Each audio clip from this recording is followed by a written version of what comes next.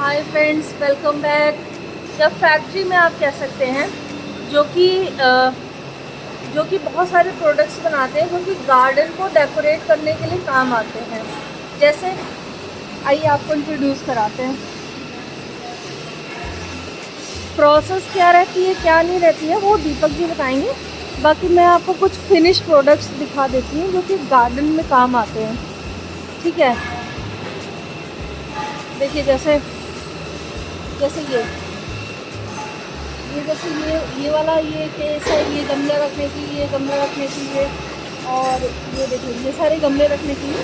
तो गार्डन को डेकोरेट करने के लिए लोग प्रोडक्ट्स बनाते हैं जिसमें इनके पास स्टैंड्स होते हैं, चेयर्स होती हैं और पॉट स्टैंड्स होते हैं।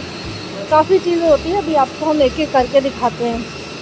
पहले हम लोग देखते हैं इनका थोड़ा सा सेटअप देख लेते हैं। देखिए ये जो है ये चेयर के स्टैंड्स हैं जो कि रेडी किए जा रहे हैं। मतलब पूरा प्रोडक्शन यूनिट इनका यहीं पे है। ये देखिए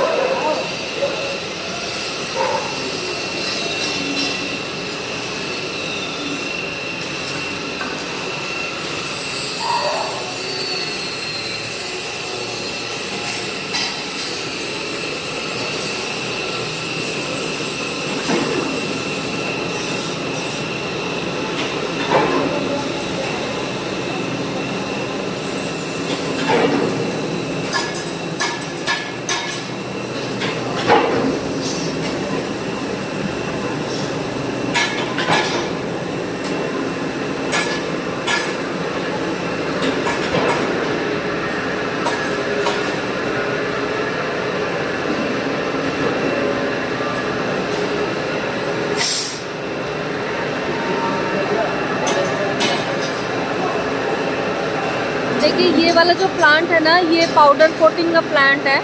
इसके अंदर जो भी प्रोडक्ट्स होते हैं उनको डाल दिया जाता है और यहाँ पे उनके ऊपर पाउडर कोटिंग होती है।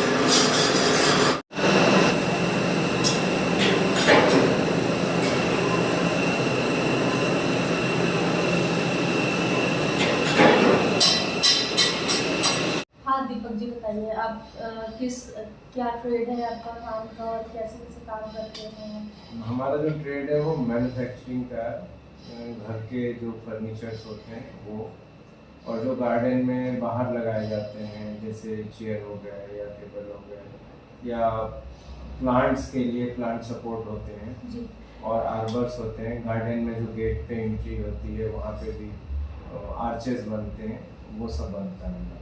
जी। तो गाइस आइए हम और अम्बे आज आपको दिखाएंगे कि दीपक जी की फैक्ट्री में कैसे काम होता है।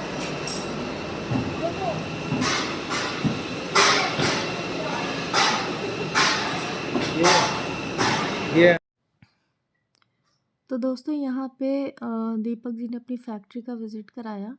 और पहले भी मैंने आपको अभी एक छोटा सा क्लिप दिखाया था जिसमें मैंने खुद विज़िट किया था। यहाँ पे वो बता रहे थे कि ये जो केसेस बने रखे हुए हैं ये फिनिश केसेस हैं। और इसके आगे इन्होंने दिखाया कि ग्राइंडिंग और उसका काम चल रहा था, वेल्डिंग का, कटिंग का काम चल रहा था। तो वो हम लोगों को दिखा रहे थे कि 2 या 3 टाइप से इनके यहाँ वेल्डिंग और ग्राइंडिंग होती है।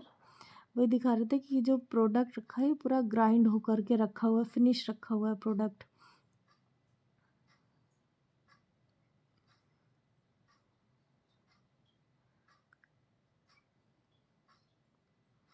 इसके आगे इन्होंने हम लोगों को दिखाया, देखिए जो पीछे ये लोग वेल्डिंग का काम कर रहे हैं।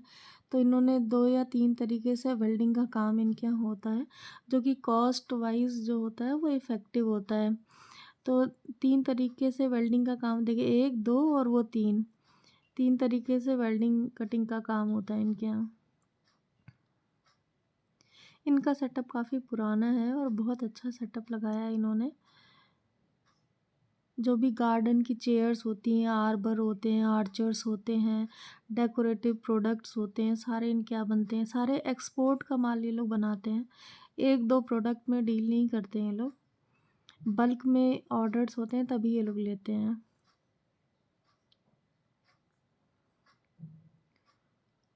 फिर ये हम लोगों को अंदर लेके गए।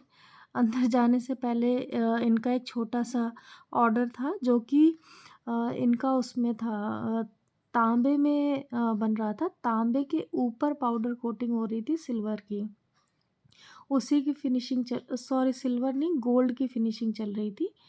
वही इन्होंने हम लोगों के यहाँ पे दिखाया। ये देखिए, ये ना तांबे का प्रोडक्ट है, कॉपर का, जिसके ऊपर क्लाइंट ने गोल्ड की फिनिशिंग करा रहा है।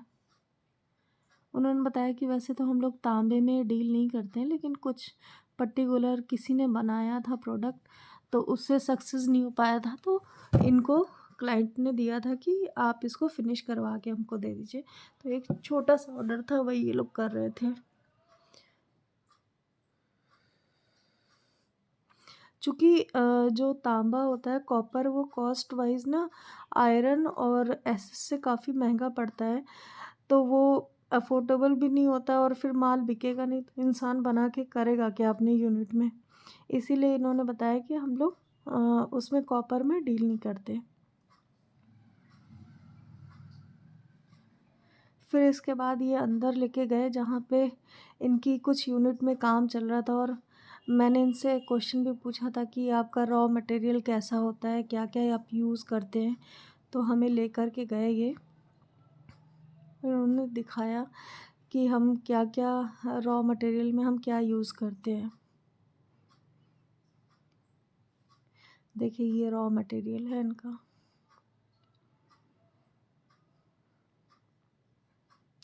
ये सारा रॉ मटेरियल है जिसमें एसएस भी है और आयरन भी है।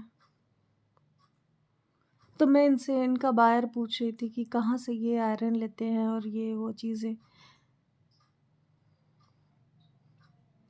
ये एसएस है।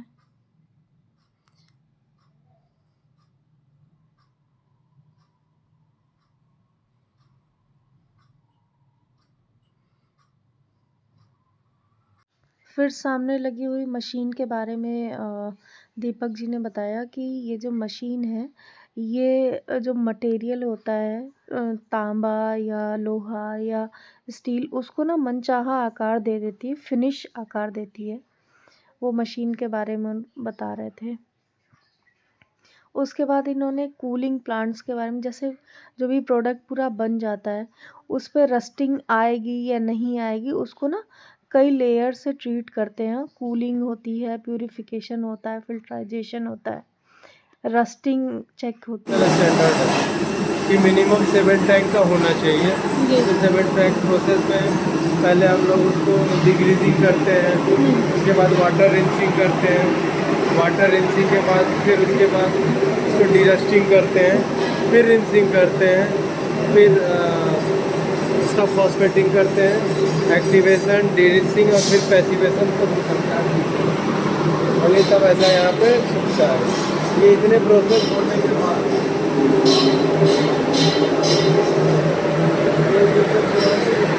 ये अब सब एक कलर का हो जाएगा, सारा ब्राउन हो जाएगा। इसके ऊपर एक फिल्टर लेयर चढ़ जाता है ये करने के बाद। हाँ, पूरा प्रोसेस होने के बाद बन गया, ग्राइंड हो गया, सब ग्राइंड हो गया। यहाँ पे फिर लास्ट प्रोसेस था फिनिशिंग का, जिसमें जो भी तैयार मटेरियल था उसके ऊपर पाउडर कोटिंग, पॉलिशिंग, सारा काम होता है। उसी के बारे में बताया जा रहा था कि कैसे उसको रस्ट फ्री रखा जा सकता है, कितनी एज लिमिट होती है, क्या चीज़ें होती हैं। अब देखिए, ये तो नॉन सी चीज़ है कि जब कोई भी मेटल सरफेस जो है वो बाहरी कंडीशंस, एटमॉस्फेयर्स के टच में रहता है, तो जो भी उसके ऊपर चाहे पाउडर कोटिंग हो, पेंट हो, डुको हो या कुछ भी चीज़ हो, हर चीज़ की ना अपनी एक सेल्फ लाइफ होती है। हर कोटिंग की यू कैन से अपनी सेल्फ लाइफ होती है। किसी की 2 साल, किसी की 3 साल, कुछ चीज़ें ऐड करने पे वो 4 साल भी हो जाती है, लेकिन जो बाहर का एटमॉस्फेयर होता है वो कहीं ना कहीं जंग पकड़ता ही पकड़ता है, चाहे कुछ समय बाद पकड़े। तो चूँकि वो नेचर में है, नेचर में जंग लगनी ही लगनी है, चाहे वो 2 साल में लगे चाहे 3 साल में लगे। तो इस तरीके से उसकी फिर हेमा मालिनी का बॉर्डर लगा दिया। लुक लाइक अ सिल्क। इसमें भी अलग अलग शेड्स आते हैं, हर एक कलर का आता है। ख़त्म की, और ये मेरा और दीपक जी का बहुत अच्छा इंटरव्यू सेशन रहा। Thank you Deepak ji for your valuable time कि आपने मुझे व्लॉग बनाने के लिए परमिशन दी, और मेरे सब्सक्राइबर ने भी मेरा ये लास्ट तक देखा वीडियो। धन्यवाद।